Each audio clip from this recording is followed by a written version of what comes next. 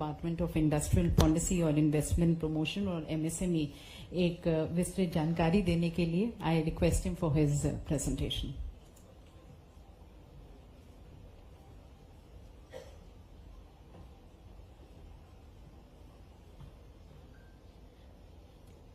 राष्ट्रीय राजधानी में आप सभी का हृदय से स्वागत। माननीय मुख्यमंत्री महोदय, माननीय मुख्य सचिव महोदय, श्री एम.के. सिंघानिया जी, सीईओ जेके सीमेंट, श्री विनीत मित्तल जी, चेयरमैन अवाडा ग्रुप, श्री आशीष वैश्य जी, चेयरमैन सीआईआई मध्य प्रदेश, यहाँ बैठे हुए हमारे सम्मानीय इन्वेस्टर्स, मैं आपके समक्ष केवल एक ही बात कहना चाहता हूं। विकसित भारत का संकल्प संपूर्ण देश का, माननीय प्रधानमंत्री जी का मार्गदर्शन और उसी के साथ कदम से कदम मिलाते हुए विकसित मध्य प्रदेश का संकल्प, संपूर्ण मध्य प्रदेश के निवासियों का सहयोग, आपका मार्गदर्शन माननीय मुख्यमंत्री जी का। विश्व की अगर सबसे तेज बढ़ती हुई अगर economy, if India is one of the fastest growing economy in the world, तो मैं कह सकता हूं कि Madhya Pradesh one of the fastest growing state economies in India. तो विश्व की सबसे तेज बढ़ती हुई अर्थव्यवस्था और मध्य प्रदेश देश की सबसे तेज बढ़ती हुई अर्थव्यवस्था। तो इस विकसित भारत और इस विकसित मध्य प्रदेश के एक जुड़े हुए संकल्प को साधने के लिए मैं माननीय मुख्यमंत्री जी, जिन्होंने अपने प्रयासों से, अपने प्रयत्नों से पूरे वर्ष भर, और आपको यह जानकर सुखद आश्चर्य होगा कि इस विभाग के, उद्योग विभाग के माननीय मंत्री जी का प्रभार भी उन्हीं के पास है। तो not only that he is honourable chief minister of Madhya Pradesh, but he is Minister of Industries Department. So this is the kind of priority he gives to industry. और उसके साथ में तो जोड़ के कहूँगा कि the kind of effort he has done and the kind of hard work he is doing himself, and जो जिस तरह से हार्ड वर्क वो हम लोगों से भी करा रहे हैं, और उस पर अब सोने में सुहागा माननीय मुख्य सचिव महोदय। तो वो बिल्कुल जैसे हम लोगों के लिए, अगर मैं कोट अनकोट उसको खराब शब्दों में नहीं, पर डबल वहमी जिसको कहते हैं कि वो, तो उस तरह की सिचुएशन है। तो जबरदस्त मेहनत, और मैं ये मध्य प्रदेश के लिए कह सकता हूं कि ये स्वर्णिम काल हो सकता है उद्योगों के लिए। और मुझे दुष्यंत कुमार की केवल 2 लाइनें कहनी है, और ये इस समय मैं सारे इन्वेस्टर्स के सामने जानबूझ के अपना प्रेजेंटेशन रोक के ये बात कह रहा हूँ कि दुष्यंत कुमार की ये लाइनें मैं याद कर रहा हूँ कि कौन कहता है कि आसमां में सुराख नहीं हो सकता, एक पत्थर तो तबीयत से उछालो यारो। तो जैसे हमारे प्रधानमंत्री जी कहते हैं ना कि यही समय है, सही समय है, तो मैं सारे इन्वेस्टर्स को केवल एक ही चीज कह सकता हूँ कि the kind of political leadership we have got at this point of time, the kind of administrative leadership we have got at this point of time, और जिस तरह का सपोर्ट नेशनल गवर्नमेंट का, ऑनरेबल प्राइम मिनिस्टर साहब का है, यही समय है, सही समय है। मैं बाकी की अपनी बात बहुत जल्दी से आपके सामने मैं खत्म करूंगा। हमारी जो ग्लोबल इन्वेस्टर समिट है वो 24 और 25 को इंदिरा गांधी राष्ट्रीय मानव संग्रहालय भोपाल में है। और मैं कहने के लिए नहीं कह रहा हूं, but you will find in entire country, will not find इससे ज्यादा खूबसूरत जगह पे आपको ऐसा प्रोग्राम होते हैं आपने नहीं देखा होगा। This is the first thing I am going to say before you.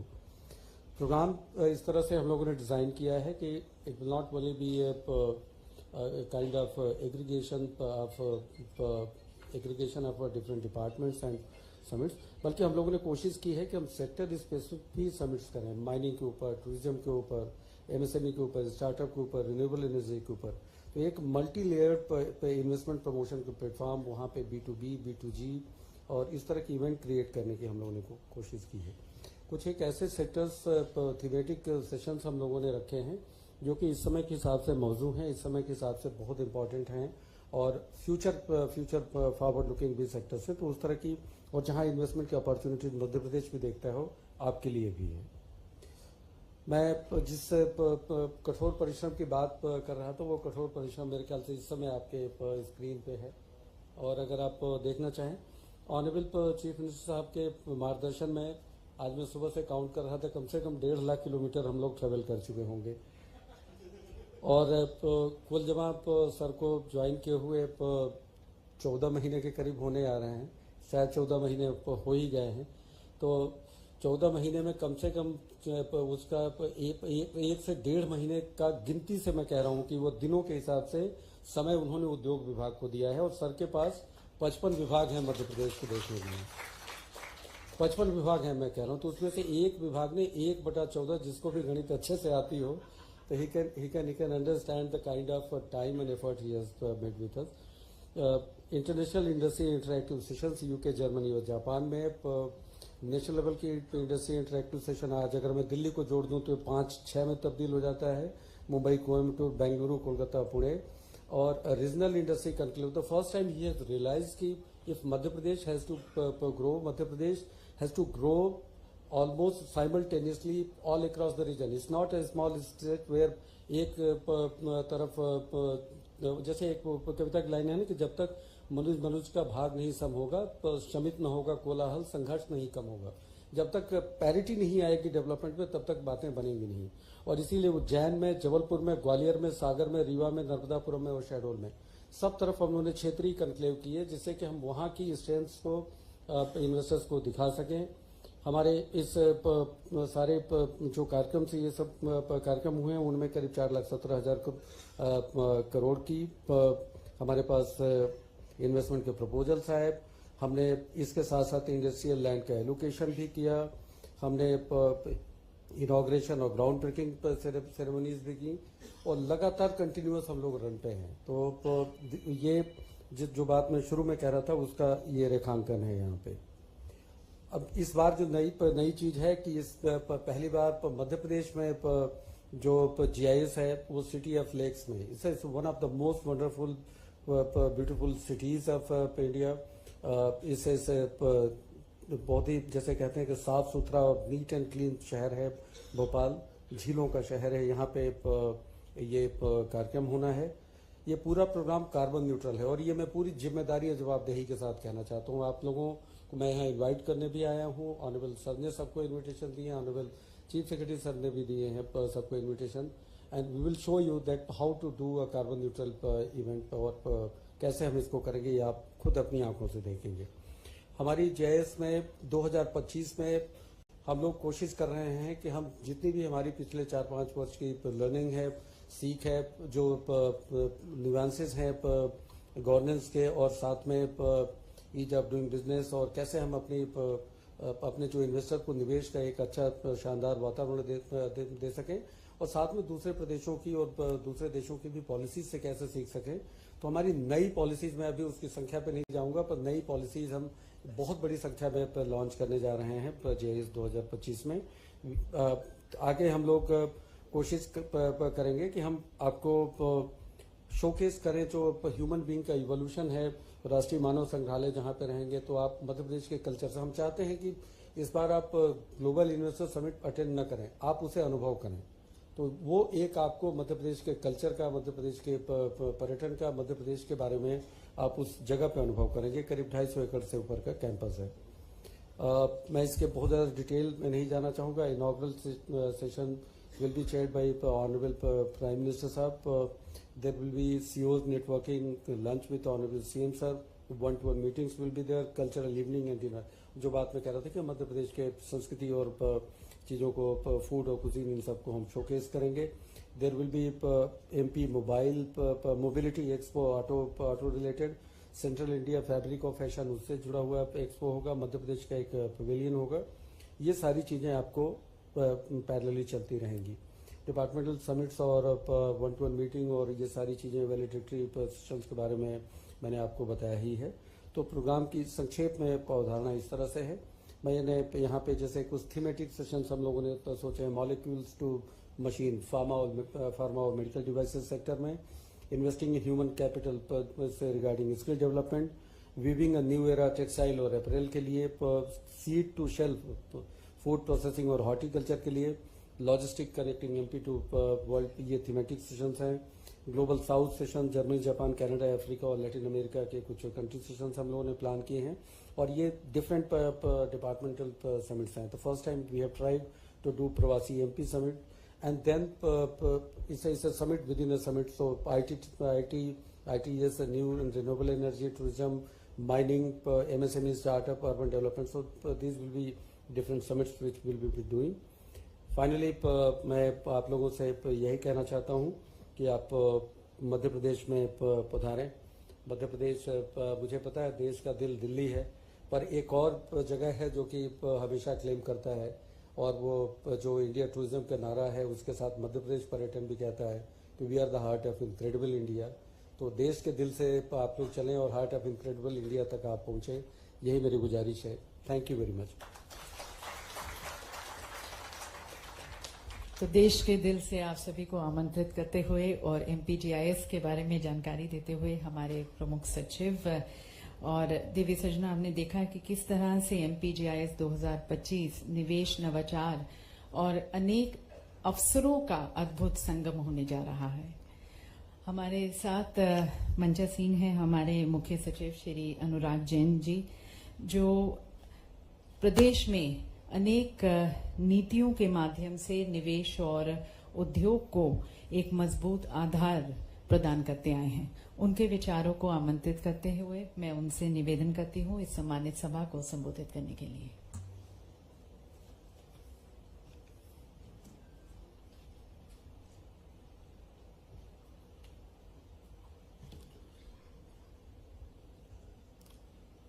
हमारे डायनामिक और इंडस्ट्री फ्रेंडली माननीय मुख्यमंत्री जी डॉक्टर मोहन यादव जी, यहाँ हमारे साथ मौजूद सिंघानिया साहब, विनीत मित्तल जी, आशीष वैश्य जी, मेरे साथी अधिकारीगण राघवेंद्र जी और शुक्ला जी, यहाँ सबसे महत्वपूर्ण लोग पधारे हुए हमारे माननीय इन्वेस्टर्स।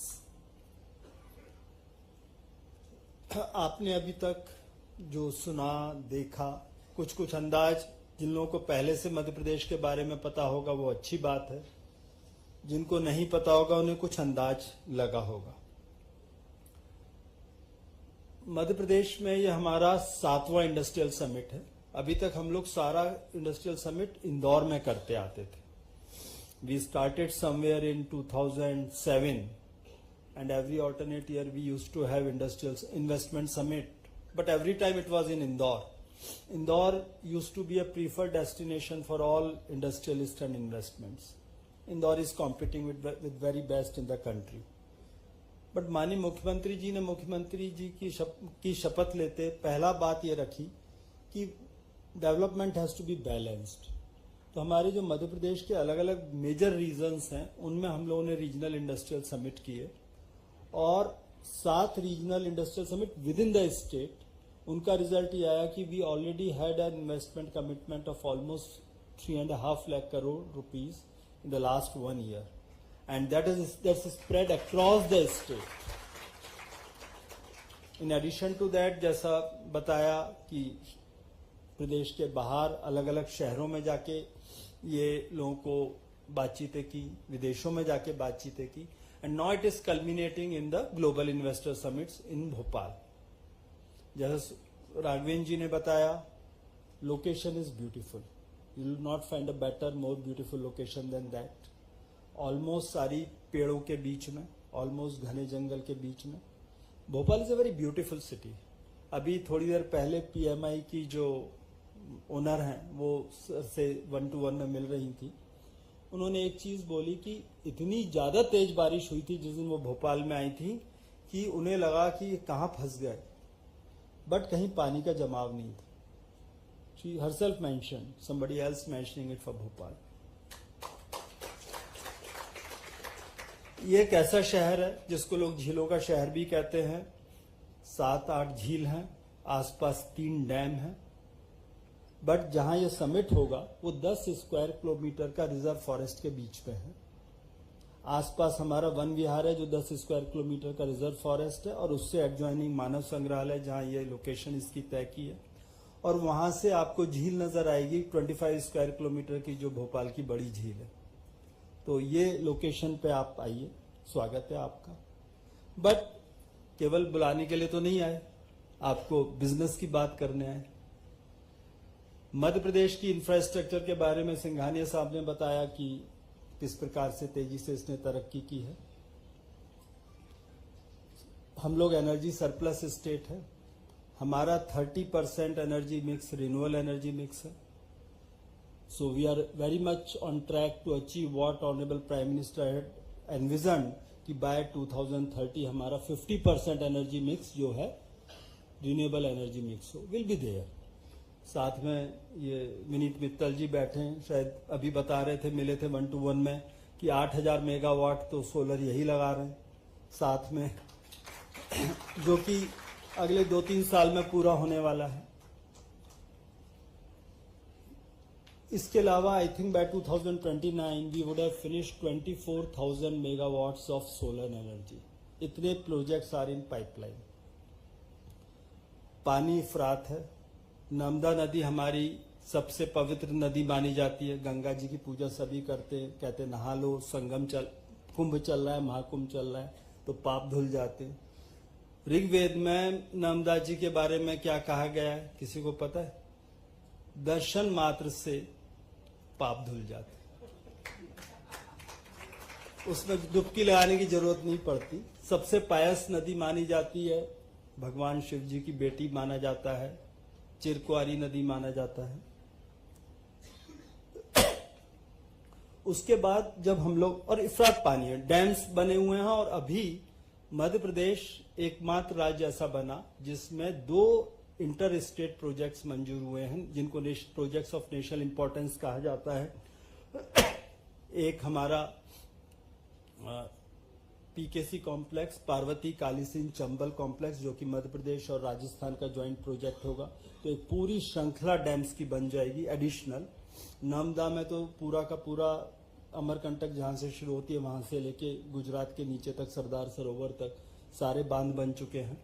और दूसरा केन बेतवा का इंटरलिंकिंग प्रोजेक्ट अभी माननीय प्रधानमंत्री जी ने इनॉग्रेट किया। तो एक अनदर चेन ऑफ डैम्स बनने वाली है। पानी इफरात है।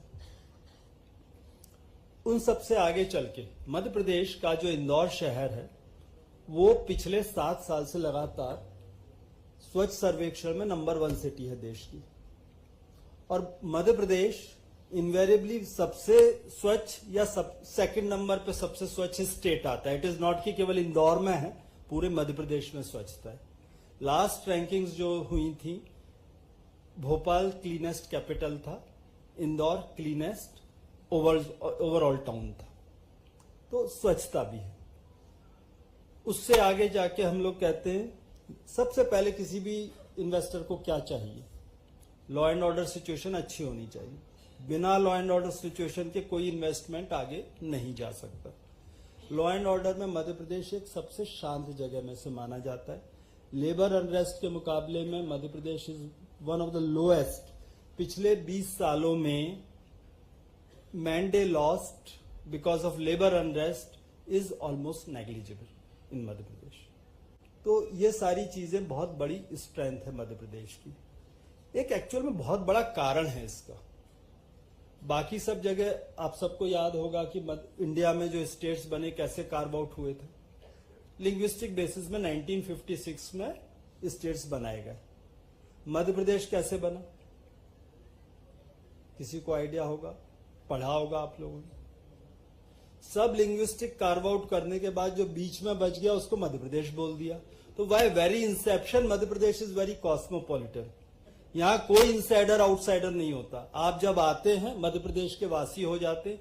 आप किसी और राज्य में चाहिए, कहना गलत होगा कि सभी हमारे भारत के राज्य, और till very recently I was secretary government of India, तो फिर पूरा भारत ही हमारा है, तो ये कहना गलत होगा। बट फिर भी आप कहीं भी जाएंगे तो किसी भी वजह से, एक पर्टिकुलर वजह से, एक लोगों का रहन सहन, कल्चर, भाषा, संस्कृति, उसकी वजह से थोड़ी सी इनसाइड आउटसाइड फीलिंग आ जाती है। मध्य प्रदेश में ये आपको कभी महसूस नहीं होगी। बल्कि हम लोग ये पाते हैं जितने लोग बाहर के से मध्य प्रदेश रहने आते हैं वो हमेशा मध्य प्रदेश को फिर अपना घर बना लेते हैं। तो ये सबसे बड़ी बात है। टूरिज्म के बारे में अभी बताया कि हमारा टूरिज्म कैसा है, पर सबसे इंपॉर्टेंट पीस, जैसा अभी राघवेंद्र जी ने पॉइंट आउट किया, माननीय मुख्यमंत्री जी के डायरेक्शन में हमने अपनी सारी पॉलिसीज को दोबारा से देखना शुरू किया। पिछले करीब 1 महीने में हम अपनी 11 पॉलिसीज को नया कैबिनेट अप्रूवल ले चुके हैं। उसमें जो सबसे मदर पॉलिसी है, जो कि राघवेंद्र जी ने ही बनाई है, इंडस्ट्रियल इन्वेस्टमेंट प्रमोशन पॉलिसी, वो एक्चुअल में एक पॉलिसी नहीं है, वो अकेली 11 के बराबर है। तो उसको गिने तो 20 से ऊपर पॉलिसी मंजूर हो चुकी है, क्योंकि उनकी जो मदर पॉलिसी है उसमें हर सेक्टर के लिए क्या फोकस किया जाएगा। एक बेसिक मदर प्लेन पॉलिसी कि जिसके लिए अलग से कुछ नहीं मिला उसको ये इंसेंटिव मिलेगा, बट उसके अलावा हर सेक्टर का जो सनराइज सेक्टर्स हैं, हाई पोटेंशियल सेक्टर्स हैं मध्य प्रदेश के, उसके लिए क्या विशेष, उसके हिसाब से, जैसे नॉर्मल हम लोग जब से जीएसटी आ गया, कैलकुलेशन लोगों का इंसेंटिव कैलकुलेट करना बहुत मुश्किल हो गया था। तो Madhya Pradesh was the first one to devise a very innovative method कि आपके कैपिटल इन्वेस्टमेंट से परसेंटेजेस कैलकुलेट करके ग्राफ के माध्यम से आपको देता था।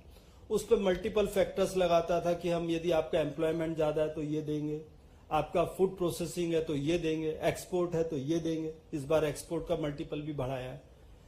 तो इस प्रकार की चीजें करते थे। पर अब उन सब चीज को जब दोबारा कहा तो बोला कि भाई जैसे अब टेक्सटाइल में उसके बावजूद भी प्लांट एंड कैपिटल का इन्वेस्टमेंट कम होता है तो वो बड़ा कम पड़ता है, तो उसको एम्प्लॉयमेंट को बेस बना के, स्किल को बेस बना के उनके फॉर्मूलेस चेंज किए गए।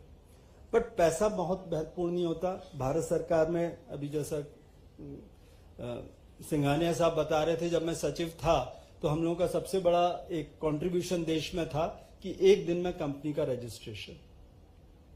और ये चीज जब मैं जर्मनी गया था, वहां लोगों ने मांगा कि वो लोग स्ट्रगल कर रहे थे। जर्मनी के जो मेरे काउंटर पार्ट थे, वहां पे वाइस मिनिस्टर बोलते, वो बोले कि भाई हमें समझ में नहीं आता, हमारे देश में 22 दिन लगते हैं कंपनी, और इतना बड़ा प्रोसेस है। हम लोग जर्मनी को सबसे अच्छा फास्ट मानते हैं। तो जब मैंने बताया कि हमारे यहाँ company registration takes just 1 day, तो बोले ये कैसे संभव है। मैंने कहा देखिए अभी मैं आपको यहीं से पोर्टल खोल के दिखा देता हूं कैसे करते हैं। तो फिर बोले we would love to do it ourselves, हम भी करते, और नहीं तो फिर हम आपके पास कंसल्टेंसी के लिए आएंगे। अभी जर्मनी भारत से बोल रहा है। बट ये सारी समस्याओं को समझते हुए हमने अपनी पॉलिसी का जो सेंटर पीस बनाया है, पैसा, मतलब मैं शुरू से जब से गया सर को भी निवेदन करते थे हम लोग कि पैसे से ज्यादा इन्वेस्टर को चाहिए ईज ऑफ डूइंग बिजनेस। तो हमारी ये जितनी पॉलिसीज आई हैं, जो मैंने 11 बताई, और अभी करीब हम लोग 8-9 और पॉलिसीज पे जो सेक्टोरल है काम करें, तो वील हैव 20 पॉलिसीज, और उसमें ऐड कर लीजिए 10 जो इंडस्ट्री की सब सेक्टोरल पॉलिसीज हैं। तो ऐसे 30 के करीब पॉलिसी होंगी। वेरी स्पेसिफिकली जैसे अभी हम लोगों ने जो टूरिज्म की बात की, तो ईज ऑफ डूइंग बिजनेस में हम सारे अधिकारी साथी मिलकर कोशिश ये कर रहे हैं कि आदमी की जिंदगी कैसे आसान हो। हम लोगों ने निकाला कि टूरिज्म में अभी कितनी चीजों की, अनुमतियों की आवश्यकता पड़ती है। तो कुल लिस्ट बनी 30 की। Then we started examining why is all these permissions required, and how many did we end up knocking out? Any idea? We knocked out 20 of them. Now you need only 10 permissions as per the new policy. So this is the transformation we are trying to work in, कि जहां एक hotel को चालू करने में, resort को चालू करने में आपको 30 परमिशन लगती थी, जो नई पॉलिसी अभी कल ही मंजूर की है कैबिनेट में, उसके बाद आपको केवल 10 परमिशन की जरूरत पड़ेगी। दूसरा हमारा ईज ऑफ डूइंग बिजनेस में जो एक फोकस है वो ये है कि किस प्रकार से हम लोग, Madhya Pradesh was the first state to have public service delivery guarantee act 2010 और 9। We were the first one. बाद में करीब 18-20 दूसरे स्टेट्स ने भी वो लाया। तो जितनी परमिशन किसी इन्वेस्टर को लगती है, हम लोग इस पर भी काम कर रहे हैं कि क्या 24 तारीख को इन्वेस्टर समिट के पहले हम सारी की सारी रिक्वायर्ड परमिशन को public service delivery guarantee act में नोटिफाई कर सकते। कोशिश कर रहे हैं। कुछ परमिशन ऐसी होंगी जो करना पॉसिबल नहीं होगा। तो अभी हम लोग लिस्टिंग यही कर रहे हैं। जैसे अभी राघवेंद्र जी ही अपनी जब इंडस्ट्रियल पॉलिसी लेके आए थे तो अप्रूव तो कैबिनेट ने कर दिया और एक जनरल डायरेक्शन दिया कि ईज ऑफ डूइंग बिजनेस को और कैसे बढ़ा सकते हैं, उसको इनकॉर्पोरेट करिए। तो इन्होंने पाया कि एक जनरल इंडस्ट्री के लिए 28 परमिशन लगती है। उस 28 में से 12 already public service delivery guarantee act में वो आपको 30 दिन के अंदर आवश्यक रूप से मिल जाती है। हमारा एक पोर्टल भी है कि start your business in 30 days, so all those permissions will be available to you within 30 days. अब बाकी परमिशंस की एनालिसिस की तो पाया कि ये 9 के लिए तो आपको भारत सरकार जाना पड़ेगा। भारत सरकार के साथ तो अब उनके अपने कानून लगेंगे, वो हमारे अख्तियार में नहीं है। यदि एनवायरमेंटल क्लियरेंस चाहिए भारत सरकार के लेवल की या फॉरेस्ट क्लियरेंस चाहिए तो आपको जो टाइम लगता है वो लगेगा। पर जो हमारे हाथ में बची हुई 7-8 परमिशंस हैं, we are working in consultation with the concern ministry and department and we are trying to notify as many as in the public service delivery guarantee act. दूसरी चीज जो हम लोगों ने करने की कोशिश की इज द लैंड यूज। क्या होता है, हमने आपको दी कि इंडस्ट्री है तो फिर अब आप इंडस्ट्री चलाइए, पर अब आपको अपने वर्कर्स के लिए डॉर्मेट्री बनानी है तो क्या होगा, आपकी जायज जरूरत होती है।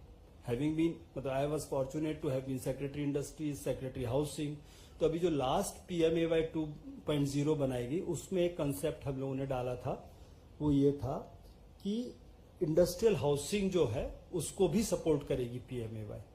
हम लोग जब यहाँ पे अब अपनी पॉलिसी बना रहे हैं तो उसमें हमने ये सपोर्ट करने के लिए रखा है कि आप अपनी इंडस्ट्रियल लैंड पे अपनी डॉर्मेट्री वर्कर्स के लिए बना सकेंगे, उसके लिए कोई अलग से परमिशन की जरूरत नहीं होगी। So it's a permitted land use on your industrial belt. Obviously यदि पॉल्यूशन होगा तो आप अपने आप ही वहां नहीं बनाएंगे, non polluting industry, green industry, ऐसी ही जगह आप ये बनाएंगे। दूसरी चीज हम लोगों ने देखा कि आप लोगों को परेशानी होती है कि आपको एक स्किल्ड मैन पावर नहीं मिलती, तो हमारी जितनी भी ITIs हैं हमने अपनी एक ओपन पॉलिसी दे दिया, आप अडॉप्ट कर लीजिए ITI, अपने हिसाब से ट्रेड सिखाइए और उन लोगों को अपने यहाँ नौकरी पे लगा लीजिए। ये ओपन इन्विटेशन। इसके अलावा माननीय मुख्यमंत्री जी ने एक डायरेक्शन और दी है जिस पर अभी हमें काम करना है, अभी उसका आदेश जारी नहीं हुआ, हम कोशिश करेंगे 24 के पहले उसको भी कर ले। जब ये ITI की बात चल रही थी तो मुख्यमंत्री जी ने बोला कि ऐसा करो, हमारे जो कॉलेज और स्कूल हैं और जो हमारे इंजीनियरिंग कॉलेज हैं, पॉलिटेक्निक कॉलेज है, इनकी भी जो इंफ्रास्ट्रक्चर है कॉलेज टाइम के बाद रात को खाली रहती है, शाम को खाली रहती है, उस टाइम में आप अपना स्किल सेंटर चलाना है तो चला लीजिए। तो आपकी जो इंडस्ट्री है उसके आसपास इस प्रकार की सपोर्ट जहां स्किल डिपार्टमेंट के साथ मिलकर हम लोग आपको दे सकते हैं, वो भी हमारी पॉलिसी का एक अंग है। तो स्किल करना, इंफ्रास्ट्रक्चर में डॉर्मेट्री वगैरह बना देना और basic industrial ease of doing business पे काम करना, ये हमारी पॉलिसीज के अब सेंटर पीसेस है। तो given the resources, given the variety, given all this की लॉ एंड ऑर्डर सिचुएशन अच्छी है, I can say with full confidence. अभी मैं एक डेटा एनालाइज ही कर रहा था। जनरली कहा जाता है, जैसे राघवेंद्र ने कहा कि पिछले इतने सालों में Madhya Pradesh is one of the fastest growing state. तो अभी मैं कॉन्फिडेंस के साथ नहीं कह सकता, 24 के पहले हम इसको रिसर्च करके निकाल देंगे। According to one of the statistics का साइट, 2011-12 से लेके 2023-24 तक का GDP at current prices, Madhya Pradesh appears to be the only state which has grown 4 times। 12 साल में 4 गुना। So I hope sufficient inputs for Madhya Pradesh. So looking forward to your presence on 24th and 25th. Not the presence just for the heck of it, for ensuring that you come and invest. Thank you. बहुत बहुत धन्यवाद sir, हमें जानकारी देने का कि क्यों मध्य प्रदेश आज असीमित संभावनाओं का प्रदेश बन गया है। चाहे वह हमारे मध्य प्रदेश की निवेश हितैषी नीतियां हैं, चाहे विश्व स्तरीय इंफ्रास्ट्रक्चर है, चाहे ईज ऑफ डूइंग बिजनेस में जो रिफॉर्म्स किए गए हैं, इसके साथ साथ लॉजिस्टिक सुविधाओं में भी विस्तार किया गया है, लैंड बैंक है, कुशल कार्यबल है, लॉ एंड ऑर्डर है, इस सभी के बारे में हमें जानकारी दी। और देवी सिंह, अभी तक आपने हमारे मध्य प्रदेश के उच्च अधिकारीगण द्वारा जो मध्य प्रदेश में जो पॉसिबिलिटीज हैं इन्वेस्टमेंट की, उसके बारे में आपने सुना। अब समय है एक निवेशक के अनुभवों को आमंत्रित करने का। हमारे साथ मंच पर हैं श्री विनीत मित्तल जी, चेयरमैन अवाडा, और वे मध्य प्रदेश की विकास यात्रा में, ग्रोथ स्टोरी में एक प्रमुख स्तंभ रहे हैं, इन्वेस्ट करते आए हैं। तो जमीनी स्तर की जो सच्चाई है उससे वे पूरी तरह से वाकिफ हैं, उसके वे प्रत्यक्ष अनुभवी हैं। तो उनके विचारों को जानते हैं। For his expressions, ladies and gentlemen, are not only going to be testimonials, but will also help others to take a more informed decision regarding investment. तो मैं आमंत्रित करती हूँ श्री विनीत मित्तल जी को, chairman Avaada group, who are leaders in sustainable energy solutions.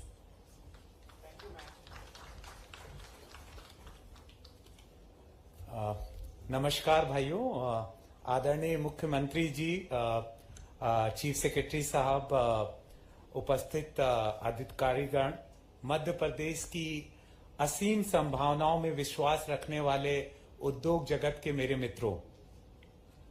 आदरणीय मोहन जी, जब मैं अभी बैठा हुआ था तो सोच रहा था कि आपका नाम भगवान श्री कृष्ण की ऊर्जा से प्रभावित है और आप महाकाल में आपका जन्म हुआ है।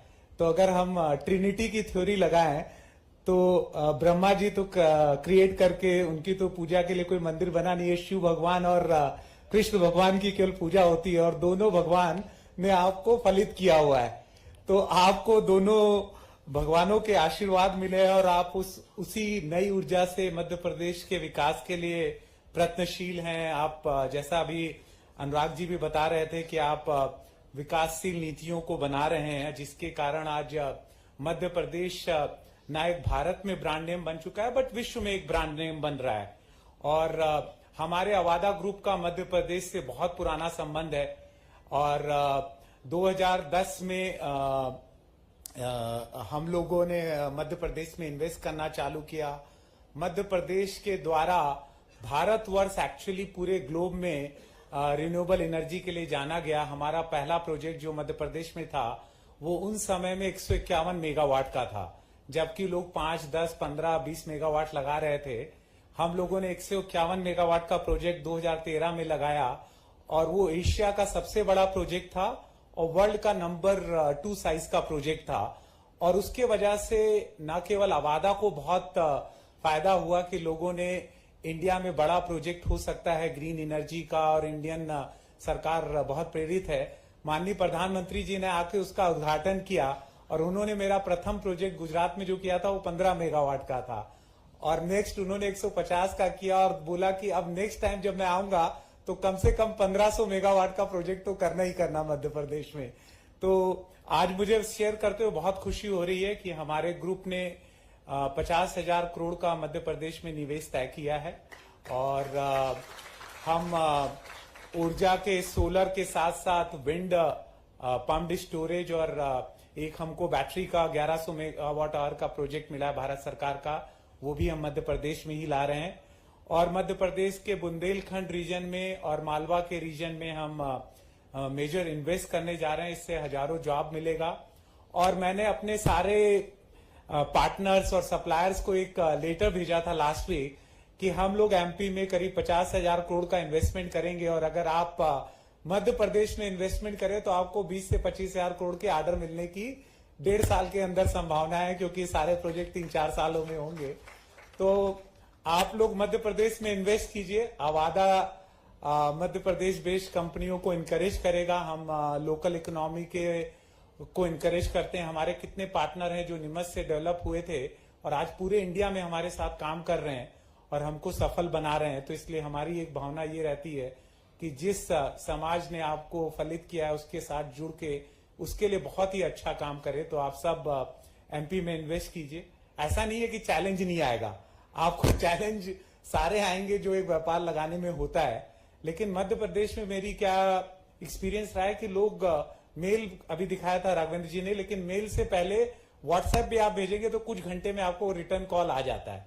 तो एक्चुअली सबसे बड़ी स्ट्रेंथ क्या है कि प्रॉब्लम आएगी तो आपके पास खटराने के लिए दरवाजा है और समस्या का समाधान होने की पूर्ण संभावनाएं हैं कि समस्या समाधान हो जाएंगी, टाइम बाउंड फैशन में हो जाएंगी।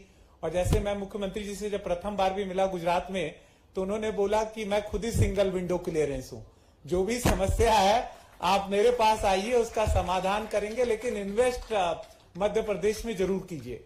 और उनको बिल्कुल उत्तेजना हो रही थी जब हम लोगों ने कहा कि हम और भी अच्छा इन्वेस्टमेंट करना चाह रहे हैं और आगर में भी प्रोजेक्ट लगाएंगे, और भी सारी जगहें देख रहे हैं जहां जहां लग सकता है।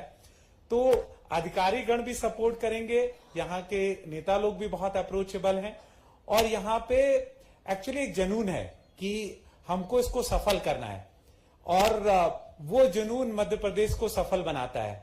और मैं चीफ सेक्रेटरी साहब को रिक्वेस्ट ही करने वाला था, जैसे आपने सिटीजन्स का चार्टर बनाया था वैसे आप इंडस्ट्रीज का चार्टर बनाइए।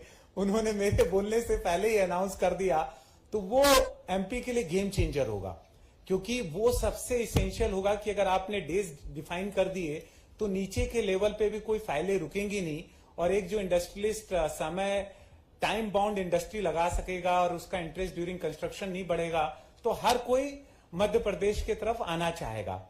मेरे 2 या 3 सुझाव थे सीएम साहब और सीएस साहब को, कि एक्चुअली अभी वर्ल्ड में कार्बन टैक्स का बहुत बड़ा जोर चल रहा है, और यूरोप ने भी कार्बन बॉर्डर एडजस्टमेंट मैकेनिज्म लगा दी है। भारत सरकार की मैं कमेटी पे हूं जिसमें कार्बन टैक्स की 2026 से पूरी कमेटी बन चुकी है, अनाउंसमेंट हो चुका है।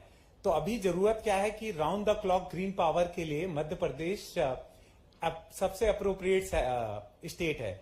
यहाँ पे सूर्य देव की कृपा है, नर्मदा जी के दर्शन से ही कल्याण हो जाता है, तो जल देवी की भी कृपा है, वायु देव की कृपा है, और बैटरीज भी लग सकती है। तो round the clock green power देने के लिए मध्य प्रदेश सबसे उपयुक्त जगह है, और कोई इंसेंटिव इंडस्ट्री नहीं मांगेगी अगर Madhya Pradesh green power zone बना दे, और उस जोन में कहे कि CBAM जीरो पावर की इंडस्ट्री यहाँ पे आए और यूरोप के साथ टाई अप कर ले। तो यूरोप की प्रेसिडेंट साहिबा भी 28 तारीख को यहाँ पे पूरे कैबिनेट को लेके आ रही हैं, कल हम लोग का उनके साथ कॉल था, उनके साथ मध्य प्रदेश को टाई अप करना चाहिए और ज्वाइंट स्टेट एग्रीमेंट करके यूरोपियन इंडस्ट्री जो जीरो कार्बन पावर चाहती है उनको लाएं, और उससे लाखों की संख्या में जॉब आएगा, और मध्य प्रदेश जो लगभग 150 बिलियन की इकोनॉमी है, नेक्स्ट 5 सालों में 300 बिलियन इकोनॉमी बनने के लिए पूरा सक्षम हो जाएगा। और दूसरा क्या है कि अब पूरे दुनिया में आज मानव की स्किल के साथ AI और AGI की दिशा में बहुत काम हो रहा है, और मध्य प्रदेश की सबसे बड़ी स्ट्रेंथ मैं मानूंगा तो वो है ह्यूमन रिसोर्सेज की और ह्यूमन पोटेंशियल की। मेरी कंपनी में मैंने खुद एक्सपीरियंस किया है, मेरे साथ बहुत से लोग हैं, यहाँ सामने प्रशांत जी भी हैं, वो भी मध्य प्रदेश के हैं, कि मध्य प्रदेश के जब लोग बाहर भी आ रहे हैं तो उनके अंदर एक तमन्ना है कि मेरे को सफल होना है और मेरा आपको अपना नाम रोशन करना है। और अगर उनको नए क्षेत्रों में अपॉर्चुनिटीज दी जाए, उसकी ट्रेनिंग इंप्रूव की जाए, तो बहुत ही अच्छा काम हो सकता है। फ्यूचर जो वर्ल्ड का है उसके साथ मध्य प्रदेश जुड़ जाएगा, और इन दोनों क्षेत्रों में काम किया तो मध्य प्रदेश एक तरह से जॉब मैग्नेट बन जाएगा, क्योंकि हर कोई नई चीजों के साथ जुड़ना चाहता है। रिन्यूएबल एनर्जी के क्षेत्र में मध्य प्रदेश काफी अच्छी पॉलिसीज लेके भी आ रहा है, और उसमें जो जो सुधार चाहिए थे। आज सबसे अच्छी चीज ये हुई कि जब मैं सीएम साहब से रिक्वेस्ट कर रहा था कि ये मेरे सुझाव है, तो सीएम साहब ने और सीएस साहब ने दोनों ने बोला 18 तारीख को हम वो कैबिनेट में ऑलरेडी अप्रूव कर रहे हैं। तो जो सुझाव भी आप देते हैं वो एक्चुअली अगर फेयर सुझाव है तो सरकार उसको लागू कर रही है। तो दिल खोल करके अच्छे सुझाव दीजिए, क्योंकि सारी चीजें सरकारें हमेशा नहीं समझ पाती कि क्या क्या आपको चैलेंज आ रहा है, और जो भी उसमें से उचित सुझाव होगा, मेरा खुद का एक्सपीरियंस है उसकी सरकार उसको लागू करेगी। और जैसा कि चीफ सेक्रेटरी साहब भी बोल रहे थे कि लॉ एंड ऑर्डर हम लोगों ने इतने सालों से प्रोजेक्ट कर रहे हैं, मतलब वो एक बहुत बड़ा एंगल है कि यहाँ पे लोग, चूंकि यहाँ पे डेवलपमेंट पहले कम हुआ था, पिछले दशक में तो बहुत अच्छा हुआ है, लोग भी चाहते हैं कि इंडस्ट्री सफल हो और उनके बच्चों को अच्छा जॉब मिले। और मेरे को लास्ट 1 महीने में सबसे अच्छी चीज क्या लगी कि जब मैंने स्किल डेवलपमेंट डिपार्टमेंट के हेड से बात की तो उन्होंने बोला, विनीत जी आप आइए, ITI भी अडॉप्ट कर सकते हैं, डिप्लोमा स्कूल भी अडॉप्ट कर सकते हैं, और आप न केवल मध्य प्रदेश में उनको एम्प्लॉय कीजिए, वो ऐसी कोई रिस्ट्रिक्शन नहीं लगाएंगे। आप अपने महाराष्ट्र के प्रोजेक्ट के लेके जाइए, गुजरात के लेके जाइए, MP talent for the world. अगर आपको US भी लेके जाना है अपने फैक्ट्री में, तो हम उस टैलेंट को रेडी करेंगे और आपके हिसाब से करिकुलम को मॉडिफाई करेंगे, और जो आपको मशीनरी पे ट्रेनिंग करनी है वो आप हमारे आईटीआईज में लगाइए, उसके लिए भी आपको सपोर्ट देंगे। तो वो ओपन माइंडेडनेस जो मॉडर्न यूथ है उसको रेडी करेगा और उसको वो ट्रेनिंग देगा जिससे कि मेरे को 6 महीने पे अपने सेटअप में लाके उसको ट्रेन नहीं करना पड़े और मेरे को रेडी रिसोर्स मिल जाए। हम लोगों का सबसे बड़ा कष्ट यही है कि जब हम कैंपस हायरिंग करते हैं उसके बाद 6 से 1 साल तो उनको ट्रेन करने में लग जाता है, तभी वो बच्चे कुछ कर पाते हैं। तो मध्य प्रदेश की वो पॉलिसी बहुत बड़ा चेंज लाएगी और ये अप्रोच बहुत ही अच्छी है और बाकी सारे स्टेट ने भी इसको लागू करना चाहिए।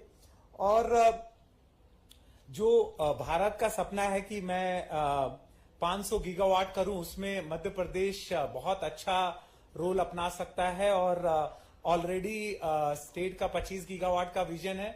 मैं सरकार को निवेदन करूंगा कि इसमें ग्रिड वगैरह जो है उसमें टाइम लगता है, तो आप 2035 का विजन भी अभी से बनाए जिससे कि मध्य प्रदेश कम से कम 10% भारत की ऊर्जा का स्रोत बन सके और भारत के लिए बहुत बड़ा सेंटर ग्रीन एनर्जी के लिए बने और ग्रीन एनर्जी के टैलेंट हब के साथ साथ मतलब एक रोल मॉडल विश्व के लिए बन जाए, जिससे कि state like Europe, state like Israel, they will all come to us कि बॉस एमपी चलो, वो हमारी सेम पॉलिसी इंप्लीमेंट करते हैं और हमारी इंडस्ट्रीज के लिए बहुत फायदेमंद है। 80 यूरो का ईटीएस नहीं खरीदना पड़ेगा और उसमें जो चार्जेस यूरोप खुद ही लगा रहा है अपनी कंपनियों को, वो मध्य प्रदेश बचा के देगा, तो कोई इंसेंटिव नहीं मांगेगा, वो सारे लाइन लगा के मध्य प्रदेश के प्रति आ जाएंगे। और मुझे उम्मीद है कि आप सभी लोग मध्य प्रदेश में इन्वेस्ट करेंगे और जॉब को क्रिएट करेंगे। और मुख्यमंत्री जी, आपको बहुत बहुत दिल से बधाई कि आपने मध्य प्रदेश के हर क्षेत्र में जाके इन्वेस्टर समिट को किया और एक रोल मॉडल बन गए हैं कि हर स्टेट ही इस भावना से प्रेरित होगा। क्योंकि बहुत से लोगों को, मैं भी शहडोल जब तक नहीं गया था तब तक मेरे को पता भी नहीं था कि शहडोल नाम का कोई जिला है भी। तो इससे लोग प्रेरित होंगे और बाकी स्टेट के लिए भी एक प्रेरणा का स्रोत बनेगा और आपकी दूरगामी विजन का फायदा मध्य प्रदेश के साथ साथ पूरे देश को होगा। बहुत बहुत धन्यवाद आप लोगों का और बहुत बहुत धन्यवाद मध्य प्रदेश सरकार का मुझे मौका देने के लिए। बहुत बहुत धन्यवाद विनीत जी, अपने अनुभवों को हमारे साथ साझा करने का, साथ साथ सुझाव भी देने का, मध्य प्रदेश के सतत और संतुलित विकास की तरफ, इकोनॉमी को साथ लेते हुए एक विकसित मध्य प्रदेश बनाने की तरफ। बहुत बहुत धन्यवाद मध्य प्रदेश के हितैषी होने का और अपने मन की बात को यहाँ पर रखने का। और देवी सज्जनों, मध्य प्रदेश सरकार पूरी तरह से संकल्पबद्ध है मध्य प्रदेश के सतत, न्याय संगत और समावेशी विकास के साथ मध्य प्रदेश को एक विकसित मध्य प्रदेश बनाकर माननीय प्रधानमंत्री जी की विकसित भारत की परिकल्पना में अपने सहयोग को, अपने योगदान को अहम बनाने की तरफ। और इस संकल्प के पीछे जिनकी प्रतिबद्धता है, जिनकी इच्छा शक्ति है, जिनका नेतृत्व है, वह है हमारे माननीय मुख्यमंत्री जी डॉक्टर मोहन यादव जी। तो मैं स्वर्णिम मध्य प्रदेश के शिल्पकार डॉक्टर मोहन यादव जी को अब मैं आमंत्रित करती हूँ, निवेदन करती हूँ उनके उद्बोधन के लिए और हम सभी का मार्गदर्शन करने के लिए।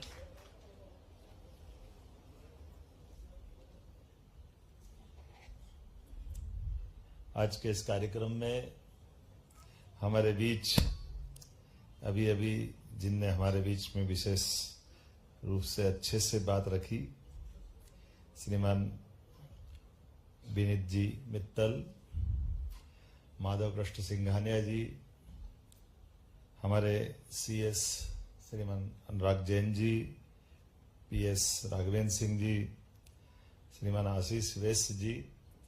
मैं ये सोच रहा था कि इन्वेस्टर समिट के लगातार इन कार्यक्रमों का और कितना लाभ मिले, उसके दायरे आर्थिक रूप से मिले तो मिले, हमारे उद्योगपति भी अच्छे से भाषण देने लग गए, ये भी बढ़िया बात।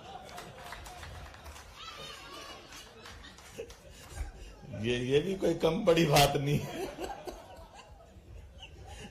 मेरे को कोई नंबर देने का बोले कि सिंघानिया जी को नंबर दूं कि मित्तल जी को दूं, तो मेरे सामने धर्म संकट आ जाए। अच्छे से अपनी बात का संप्रेषण करना, ये भी बड़ी बात है। अभी वेस्ट जी को धन्यवाद में लगाया, ये बड़ा मुश्किल जा रहा है। जैसे 7 इन्वेस्टर समिट हुई, 5 दूसरे कार्यक्रम हो गए, और हर बार डैश पे 3 से 4 हमारे उद्योगपति मिले। तो ये आंकड़ा भी राघवेंद्र जी बताना कि ये कितने अच्छे अच्छे भाषण भी हमारे मंचों से हुए हैं। लेकिन मैं इस बात के लिए आनंद के साथ कह सकता हूं कि कभी कभी एक परमात्मा मौका देता है, और उस मौके का सदुपयोग करने के लिए सारी अनुकूलता भी बनाता है। और उस अनुकूलताओं के दायरे में अगर देखो तो यहां इस जगह बोलने में मुझे कोई गुरेज नहीं है। अभी कोई चुनाव का समय नहीं, इसलिए बेखौफ बोल भी सकता हूं।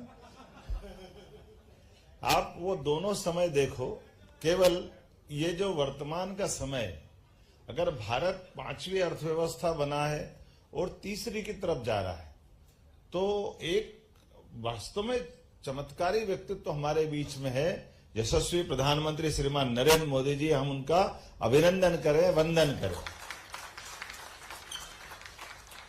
मैं इसलिए नहीं बोल रहा हूं कि वो हमारे वरिष्ठ है, हमारी पार्टी के वरिष्ठ है, हमारी उनके दलों की उनका आशीर्वाद है। वो दो कारण से और मैं उसका अपनी बात को कहना चाहूंगा कि जिनके मुंह से, एक तो बगैर संकोच, हमारे अगर निवेशक आगे नहीं बढ़ेंगे और भारतीय निवेशक आगे नहीं बढ़ेंगे तो कहां से कोई देश आगे बढ़ाएगा? कब तक हम किसी के पीछे पीछे चलते रहेंगे? हमको भारत को आगे बढ़ाना है, भारतीय लोगों को आगे बढ़ाना है, भारत को दुनिया की उस कतार में खड़ा करना है जहां का वो हकदार है। तो उतनी उनका हिम्मत भी चाहिए। और मैं मान के चलता हूं कि डंके की चोट, पता नहीं क्या क्या षड्यंत्र करते, कभी किधर से षड्यंत्र हो जाए, कभी किधर से षड्यंत्र हो जाए, लेकिन वो इस मामले में कभी पीछे नहीं हटते। जो है वो है, तुम्हारी मर्जी आज जैसा करो, लेकिन उद्योग धंधों व्यवस्था को बढ़ा करके ही भारत का भला होगा। और इसमें भी कितनी अच्छी बात है, अभी वो जो उनका विजन जो दूसरे भाव से आ रहा है कि हमको वार से कभी जीत नहीं मिल सकती, हमको व्यवसाय को बढ़ा करके आगे बढ़ सकते। ये जो कल्पना है कि एक तरफ पूरा दुनिया का परिदृश्य हम देखें तो वो नाना प्रकार के पता नहीं कितने कितने झंझोटों में उलझा पड़ा हुआ है, लेकिन उस ऐसे उलझन सुलझन के माहौल में भी वो क्या ढूंढ रहे हैं? उनने कहा हम बुद्ध से युद्ध की ओर विमुख होने का रास्ता ढूंढ रहे हैं। अब ये एक वाक्य में सारी बात आ जाती है। हमारे ही तो बुद्ध है गौतम बुद्ध, जिनने दुनिया में शांति का संदेश दिया, लेकिन उस शांति के संदेश के अंदर से अब आप बताइए, कोई सोच सकता है ये वर्तमान के प्रधानमंत्री की हिम्मत हो सकती है कि कल एआई की समिट की अध्यक्षता भी कर रहे हैं और आज ट्रंप के पास भी अपनी बात, क्या ट्रंप पर कौन सा कार्ड डालने जाते हैं? ये भी तो अपने देश के मान सम्मान को बढ़ाने वाली बात है कि हाँ, हमारे दृष्टिकोण में अगर अमेरिका की डेमोक्रेसी में नए राष्ट्रपति बने तो हमारे इस देश के बढ़ते कदम अपने देश के लिए कैसे होना चाहिए। और सौभाग्य तब मिलता कि पहले विदेशी राष्ट्र के प्रमुख के नाते से वो जा रहे हैं, हमारे गणतंत्र के, दुनिया के सबसे बड़े लोकतंत्र के नायक, सबसे सक्षम देश की तरफ जा रहे हैं। तो जनतंत्र की भी विजय हो रही है। और इसका भी और आनंद है कि कल दोनों ने साइन नहीं करे तो मत करो, जिनसे हमारा झगड़ा चलता उनने पहले साइन कर दिया, ये भी एक बड़ी बात। तो ये इनका इधर देखो तो ये भी साथ दिखाई दे रहे हैं, जिधर देखो उधर देखो। तो भारत का कुल मिलाकर के वर्तमान का समय चारों तरफ से जो वर्तमान की आशा अपेक्षा का केंद्र में निकल के आ रहा है, वो हमको अपने आप बता रहा है कि परमात्मा की दया से, और ये सही बात भी है, हम ये मान के चलें कि अगर हम निवेशकों के बीच में बात कर रहे हैं तो इसको कोई, मुझे अब बिल्कुल कतई इस बात का, तो मैं तो पहले से ही मान के चलता था, लेकिन पता नहीं क्या ये राजनीति के इस लाइन में एक संकट रहता था कि कोई बात करो तो उद्योगपति के साथ मत बैठो, उद्योगपति की तो बात ही मत करो, नहीं तो वोट कट जाएंगे। पता नहीं कौन सा दौर था वो। अरे भाई, उद्योगपति नहीं, उद्योग लगाने की बात नहीं करोगे, रोजगार की बात नहीं करोगे तो आप भला कैसे करोगे? हमारी ये इतनी बड़ी मानव संपदा है जिनके बलबूते पर हमारे यहाँ इतनी बड़ी आबादी है और आबादी में सब प्रकार के उनके लिए वो अवसर मिलने का जो मार्ग है, हम कैसे बात कर सकते हैं कि अगर ये हम इस चीज को नकार देंगे तो कैसे काम चलेगा। आज के समय में तो इसको सर्वाधिक आवश्यकता, जब दुनिया का सबसे युवा देश अगर कोई है तो भारत है।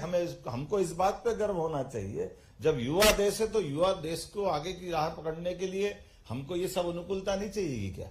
उस अनुकूलता के बलबूते पर सभी सेक्टर में, और कितना अच्छा लगता है ये स्टार्टअप को प्रोत्साहन देने से लगा करके हमने सभी प्रकार के इन्वेस्टमेंट की पॉलिसी को, ये अभी अनुराग जी ने एक अच्छी बात बोली और वो बात बिल्कुल सही है। कई बार ये वैसे ही बनता कि ये छूट दे रहे, वो छूट दे रहे, और ये जो उद्योगपति के धीरे से एक शब्द निकलता वो अच्छा है, भले 2 छूट कम दे दो, समय पे दे दो तो बहुत अच्छा। भैया कहाँ चक्कर में डाल रहे हो, जो दे रहे हो जल्दी दे दो। वो 5 दोगे तुम 2 दे दो, लेकिन 2 से हम 4-6 कर लेंगे इसको। तो समय सीमा के अंदर की जो कठिनाइयां कम करके जो हमारे व्यापार व्यवसाय को बढ़ाने के लिए भी आवश्यक है। और मुझे इस बात की प्रसन्नता है जितने प्रकार से बात बोली गई। अब मैं तो इस बात के लिए विनीत जी की तरफ दोबारा आना चाहूंगा। विनीत जी, आपको धन्यवाद देना चाहूंगा। इनका जैसा सफल बिजनेसमैन नहीं देखा। इनने कहा हम अगर सोलर एनर्जी में बढ़ रहे हैं तो सोलर एनर्जी में इनने कहा कोई सरकारी जमीन का इंतजार ही नहीं कर रहे हैं। जो जमीन है सब व्यक्तिगत खरीद लो, और पूरी जमीन अपनी निजी खरीद करके पूरा अपना बड़ा अच्छा का कैंपस बना लिया। अब मैं इसको इस नाते से भी धन्यवाद देना चाहूंगा कि ये दूरगामी दृष्टि से लिए गए निर्णय हैं। वास्तव में हमारे यहाँ एमपी में अगर दिल्ली, बंबई, दुनिया के बाकी देश छोड़ दो, अपने राज्य के भी दूसरे राज्यों से तुलना कर लो तो जमीन की कीमत दिल्ली की तुलना में तो 1/40वां हिस्सा है, बंबई की तुलना में 1/100वां हिस्से से कम है। आपको अगर इंडस्ट्री लगाना तो इंडस्ट्री लगाओ। कई बार इंडस्ट्री लगने के बाद 10-20 साल बाद अपनी अगली पीढ़ी के लायक क्या मालूम क्या रहेगा नहीं रहेगा। ऐसे में इनके रास्ते पे चलने से बिल्कुल जीवन में अमृत मिलेगा। अगली पीढ़ी कुछ नहीं करेगी, जमीन बेच के हिसाब चुकता करे तो काफी हाथ में पैसा आ जाएगा, परवारा काम हो जाए, उसमें कोई तकलीफ नहीं है। इतना बड़ा जमींदार बना के छोड़ दिया, कोई कम बड़ी बात थोड़ी। तो आम के आम गुठली के दाम, और कहां जाओगे आप। कुल मिलाकर के हर कोई व्यक्ति जो इन्वेस्टमेंट करना चाहता है तो वो 2 ही रास्ते चाहता है। मैं अपने व्यवसाय के माध्यम से लाभ भी कमाऊं, लेकिन ये बात भी सही है, हमने भगवान को नहीं देखा है, हमने ब्रह्मा जी का भी नाम सुना है, हमने विश्वकर्मा का भी नाम सुना है, लेकिन सच्चे अर्थों में आप कई लोगों के पेट पाल करके वो भूमिका में आते, मैं आपका अभिनंदन करता हूं, व्यवसाय वालों का भी। मैं अभी जापान की यात्रा पे था और जापान में वो सबसे बड़े, क्या नाम था, यूनिक्लो वाले, नहीं यूनिक्लो वाले, वो हमारे बीच में आए और आकर के, मैं जब, माफ करना, मैं अपने समय से 40 मिनट लेट वहां पहुंचा। हमने 40 मिनट इंतजार किया। और जापान के सबसे बड़े धनी आदमी और जिनका सबसे बड़ा रेडीमेड गारमेंट्स का काम है, और वो अच्छा होमवर्क करके आए। और वो आए तो आए, उनने एक राय और दी कि मेरे साथ एक बहुत बड़ा उद्योगपति वो भी आना चाहेगा, और आपके यहाँ कपास का जो उत्पादन है वो कपास की बहुत बड़ी संभावना है, धागे से लेकर कपड़ा तक और कपड़े से लेकर रेडीमेड गारमेंट्स तक का निवेश का बड़ा संभावना का राज्य अगर कोई है मध्य प्रदेश है। और उसमें से उनने दूसरी चीज एक और जोड़ दी कि वो मेरे साथ जो आ रहा है वो इसमें भी काम करते हैं, वो केमिकल इंडस्ट्री का भी काम करते हैं, दूसरे भी काम करते हैं। तो हमारे बेचारे अधिकारी तो अच्छी बात रखते हैं, वो व्यापारी तो है नहीं कि बात कैसे करना, क्या सोचना, कैसे सोचना। तो उनकी बात पकड़ के उन्होंने कहा नहीं हम इसमें तो बहुत अच्छा करेंगे, केमिकल में हमारे अच्छी बहुत बड़ी गुंजाइश है। उन्होंने कहा एक मिनट जरा सुनो, तुम केमिकल की बात निकाल भी मत देने तो वो छोटे में से निपट जाएंगे, तुम्हारा नुकसान हो जाएगा। तुम तो वही की बात बताना बड़ी वाली, क्योंकि हमारे पास इन्वेस्टमेंट करने के लिए बड़ी जो संभावना केवल उस पर चलो। तो ये जो वास्तविकता है कि जो अपने यहाँ बड़ी संभावना वाला अगर राज्य देखें, वास्तव में ये जो सारी बातें हमारे यहाँ एनर्जी की बात कही, सभी प्रकार की एनर्जी के लिए, सभी प्रकार की व्यवस्थाओं के लिए, और ये जो आपने अच्छा, धन्यवाद मेरे अधिकारियों का भी कि इनके लिए भी बोलते बोलते इनके भी भाषण देना, ये भी अच्छा सीख गए, मुझे भी मजा। लेकिन भाव समझ में आता है, उसमें भाषण नहीं है। हमारे द्वारा करत करत अभ्यास के जड़मती होत सुजाने से जो कहा गया वो ऐसे ही नहीं कहा गया है। तो हम तो सब पढ़े लिखे समझदार लोगों की श्रेणी में आते हैं। हमारे मन के भाव है कि अगर मैंने सारे मंत्रिमंडल के माननीय 7 मंत्रियों को अपने अपने विभाग बांटे हैं और मैंने कहा कि मैं इंडस्ट्री डिपार्टमेंट अपने पास रखता हूं, तो आप बताइए कोई इंजन के बगैर ट्रेन चली है क्या आज तक? इंजन चलेगा तो ट्रेन चलेगी। इंजन को अपनी डब्बों को खींचने के लिए कई गुना ज्यादा आग उसके अपने दिल में जलाना पड़ती है, तब वो अपने इंजन ट्रेन खींच पाता है। तो मैं स्वाभाविक रूप से अपने पास कुछ मंत्रालय रखता, तो उसके लिए अगर मेरे को लगातार इन्वेस्टमेंट सबमिट करना पड़ेगी तो करना पड़ेगी कि नहीं करना पड़ेगी? उससे कैसे पीछे रह सकता, उस दिशा में आगे बढ़ना पड़ेगा। और ये बात भी सही कि बार बार मिलने से, बार बार बात करने से, सब प्रकार के संवाद करने से, विषय लाने से, एक बार बात नहीं आई दूसरी बार आ जाएगी, दूसरी बार नहीं तो तीसरी बार आ जाएगी। जो सब मिलकर के परस्पर संवाद होकर के सकारात्मकता के साथ आगे बढ़ने के संकल्प तो पुष्ट होते ही हैं, वो तो मजबूत होते ही हैं, उन व्यवस्थाओं का सुधार होता ही है। और वही कारण है कि लगातार जैसे छोटे छोटे स्थान पर, और हमारा राज्य तो इतना बड़ा है कि राजस्थान के बाद सबसे बड़ा राज्य अगर कोई है तो मध्य प्रदेश। इतना बड़ा भौगोलिक एरिया है और इतने बड़े भौगोलिक एरिया के बावजूद भी हमारे पास जो अपार संभावना सब सेक्टर की, कोई सेक्टर बाकी नहीं।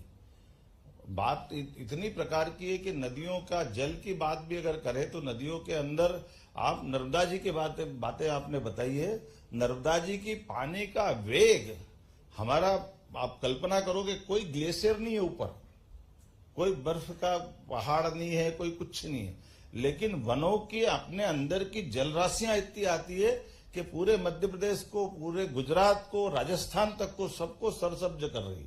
अकेली एक नदी, और अकेली एक नदी नर्मदा जी नहीं, ऐसी हर नदी आप बड़े बड़े कोई से भी राज्य उठा के देख लो, अगर जमुना जी और गंगा जी का प्रभाव आज की दिशा में हमको दिखाई देता है बिहार के पहले तो चंबल नदी अगर जमुना जी में नहीं मिले हमारे पास आगरा के पास से, तो उतनी धारा से वे जमुना जी का आगे गंगा जी के रूप में नहीं बनेगा और फिर वो बिहार तक आते आते थक जाती है, तो फिर सोनभद्र मध्य प्रदेश से निकली नदी बिहार में फिर वापस उसके प्रभाव को बढ़ा कर देती है। ये मध्य प्रदेश की जलराशि है। और अकेले ये नहीं, ताप्ती से हमारा महाराष्ट्र लेके गुजरात तक का सारा नदियों का क्षेत्र, सब तरफ से तो पानी है, सड़कें है, 5,500 किलोमीटर का राजमार्ग का अगर नेटवर्क है तो मध्य प्रदेश के पास कोई राज्य इतना बड़ा नेटवर्क लेके नहीं, जहां NH हमारे 5,500 किलोमीटर के, 550 ट्रेन हमारे यहाँ चल रही है, 6 एयरपोर्ट हमारे यहाँ चल रहे हैं, और बाकी पाइपलाइन में बहुत सारे अलग अलग है। सभी प्रकार के सेक्टर में आगे बढ़ने के लिए टूरिज्म में आओ, टूरिज्म में भी किसी प्रकार के भी है। और क्या क्या इंसेंटिव देते हैं रेडीमेड गारमेंट्स में, तो 200% में तो मेरा दिमाग ही काम नहीं करता, जोड़ बाकी करते करते कि 200% का इन्वेस्टमेंट को, इन्वेस्टर को अगर इंसेंटिव दे रहे हो तो वाकई अब बचा क्या है। तो ये आपने सही कहा कि 50,000 करोड़ लगवाए और साल 2 साल में 25,000 करोड़ वापस देने की गारंटी दिला रहे हो, गलत थोड़ी कह रहे हो आप। क्योंकि ये तो हमारे लिए केवल सेक्टर को समझ करके डालने की जरूरत और निकालने की जरूरत, और मैं मान के चलता हूं गलत नहीं है। हम अल्टीमेटली कुल मिलाकर के हमारे सबके माध्यम से 21वीं शताब्दी भारत की होगी, माननीय प्रधानमंत्री के नेतृत्व में तीसरी आर्थिक अगर शक्ति बनाना है तो इस प्रकार के प्रयोग करने की जरूरत भी है और इस प्रकार के आमंत्रण की जरूरत भी है। और ऐसा माना जाता है कि अगर हृदय मजबूत है तो शरीर मजबूत है, हार्ट अगर है तो हार्ट की भूमिका में भी तो आना पड़ेगा। सारे कचरे वाले, कार्बन डाइऑक्साइड वाले खून को निकालते हुए ऑक्सीजन युक्त से ही शरीर चलता है। ये हमारा जो परमात्मा की दया से जूलॉजिकल सिस्टम है, ये अच्छा चलेगा। मैं उम्मीद करता हूं कि ये जो आज की समिट हमारी हुई है और आप यहाँ के माध्यम से मैं आप सबको निमंत्रण दे रहा हूं, आइए हम सब मिलकर के भोपाल की 24 और 25 तारीख की तारीख को अमर करें। और जो एक बात बताइए वो भी और मजे की बात है, वहां लेक भी है, पहाड़ भी है, बहुत साफ सुंदर राजधानी भी है, लोग भी बहुत भले हैं और इतना अच्छा फॉरेस्ट का एरिया है। अभी हमने उनको रातापानी अभयारण्य की घोषणा कर दी। कई सड़कों पे दिन में आप घूमोगे, रात में टाइगर भी घूमते ही, हमारे भोपाल की विशेषता भी है। बहुत बहुत धन्यवाद। बहुत बहुत धन्यवाद माननीय मुख्यमंत्री जी। देवी सज्जनों, माननीय मुख्यमंत्री जी के संदेश से आप सभी ने ये महसूस किया होगा कि ये सरकार काम लगातार और फैसले असरदार करने में विश्वास रखती है और आप सभी यकीनन प्रोत्साहित हुए होंगे निवेश करने की तरफ और भोपाल आने की तरफ। बहुत बहुत धन्यवाद।